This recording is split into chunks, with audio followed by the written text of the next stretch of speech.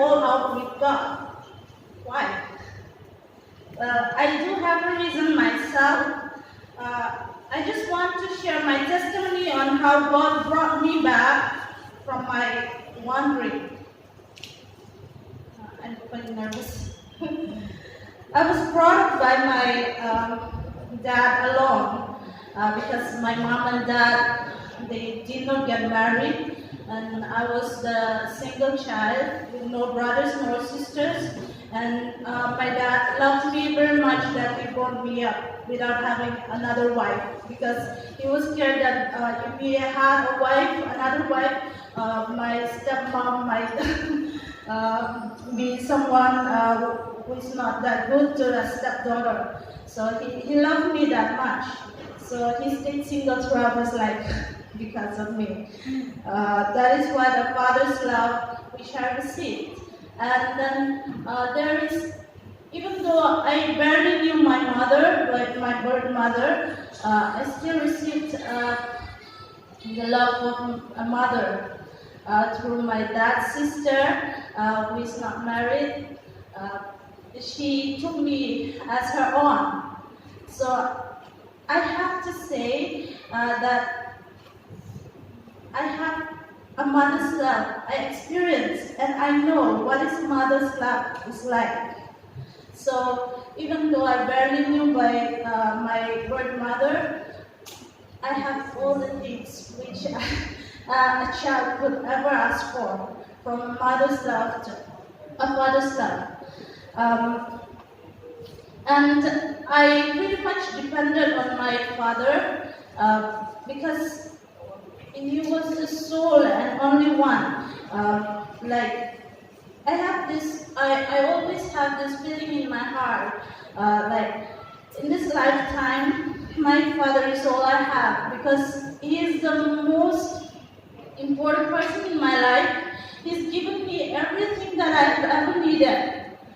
So I strongly believe that he was the only one that I have in my life. So my life goes on like that. I never have anything to complain or nor any grievance in this life. But 24th December 2018 came, and on this very fateful day, I say goodbye to my number one man in my life. He's the number one man, my friend, my confidante, my father.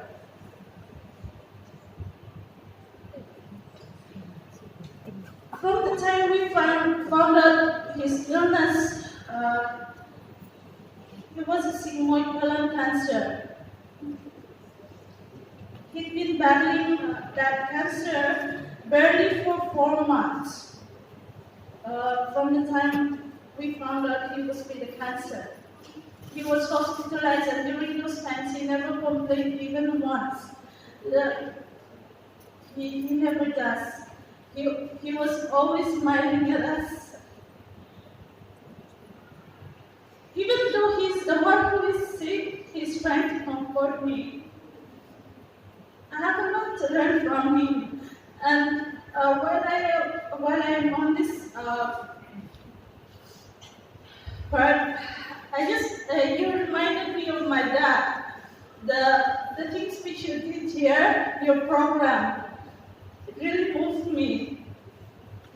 It made my tears fall, and I just couldn't control it.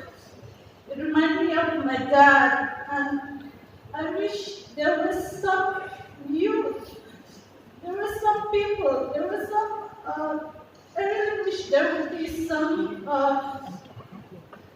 people, the choir or anyone who would come and sing for my dad during those times.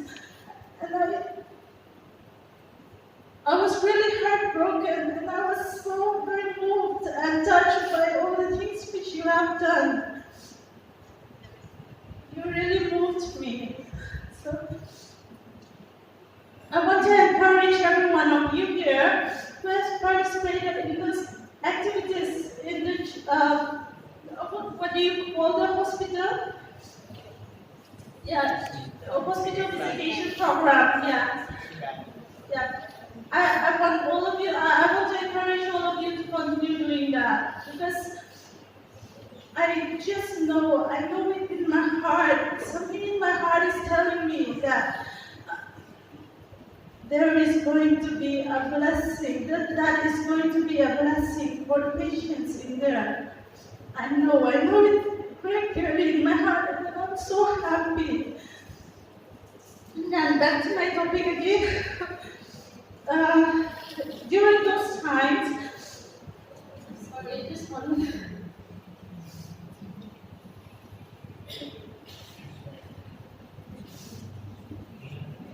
During those times when I preached for my dad, my families and people who loved me dearly would try to comfort me in every way possible, but I just couldn't help it.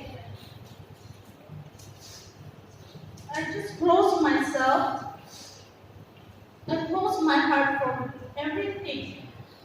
I just don't want to mingle with anyone. Thank you so much. I don't want to mingle with anyone. I just feel that I'm so alone in this world. I have no one else besides me. The only person which I have has been gone. It's gone. And that I was all alone in this world. And I close myself up in my room. I don't let anyone in. I just live there on my own, in my bed. During those times are the holidays, so I don't have to go out anywhere. So I can still like however I want. I've never cried. Really. During those times, I grieved. I kept myself alone. I don't want to mingle with friends. I don't want any companionship. But I never cried. Not even a teardrop fall from my eyes. But in the midst of all those things, duty calls. What's my duty? Choir practice. I have to go out at night. I hate it so much that I just want to skip it. But I've already made a commitment that I will fulfill my responsibility as a member of the choir in the beginning of the session. So I just don't want to be an irresponsible girl. So I just thought, let me just go. I won't contribute much anyway. So if I go there, I will just sit there and sing whatever the conductor is telling me to sing. So I just went there. Of course, I went to the practice. I sat there and sing what our conductor told me to sing robotically. I have no emotion. I sing robotically. But it is at this time that I started to realize that I am not actually sad to the point where my heart is bleeding non-stop. When I sing praises with my choir mates, my spirit lifted up magically. My burden slowly lifted up. I never realized this, but every time when I went for choir practice, I went there with a heavy heart, but I came back home having some satisfaction and with a happy heart. Then I remembered the verse which I used to read from Jeremiah chapter 17, verse 5. What does it say? Let us see. Cursed is the man who trusts in mankind, who makes the flesh of his strength and turns his heart from the Lord. This is what is written on Jeremiah chapter 17, verse 5. This is what I used to read. It suddenly popped up in my mind. It just popped up. this realization dawned on me. I was hit so hard that I realized what my mistake was.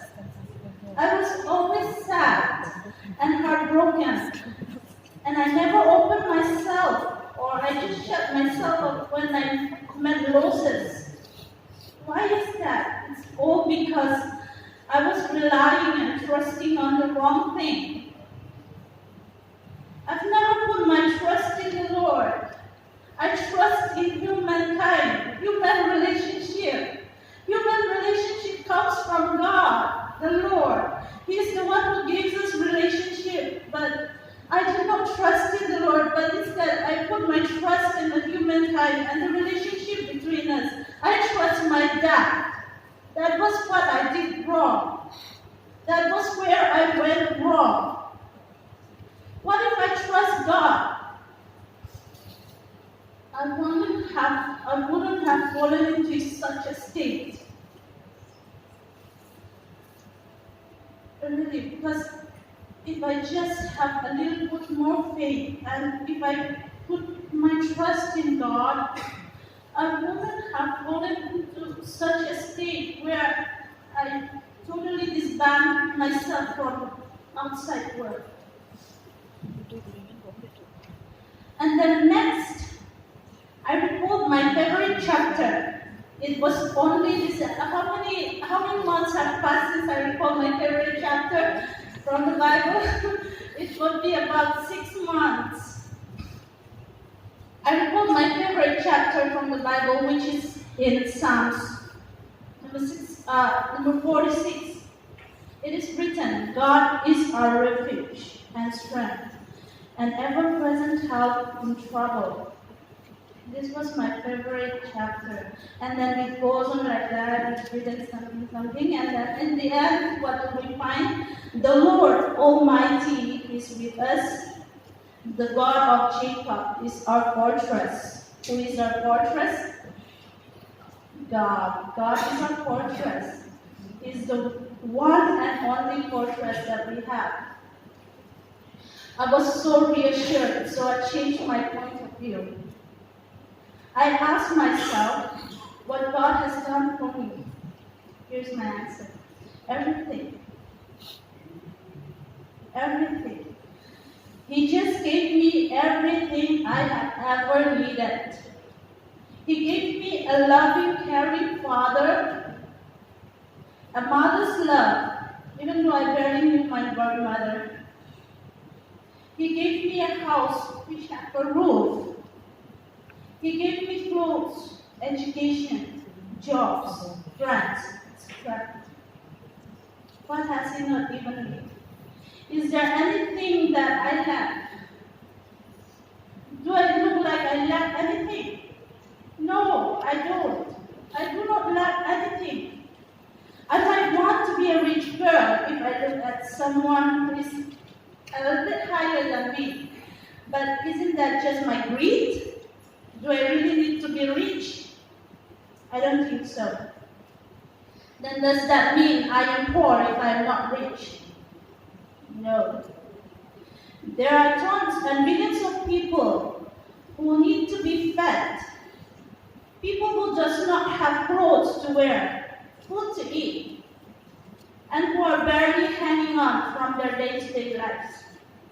So why am I feeling so lucky? Why am I so lucky? When there are dozens and dozens of people who are barely hanging on their lives in their day-to-day activities or in their day-to-day lives. Why am I feeling so lucky? It's because of Jesus. We have salvation because of Him. So it doesn't mean when I'm saying that I'm happy here, it doesn't mean that I forgot about my dad.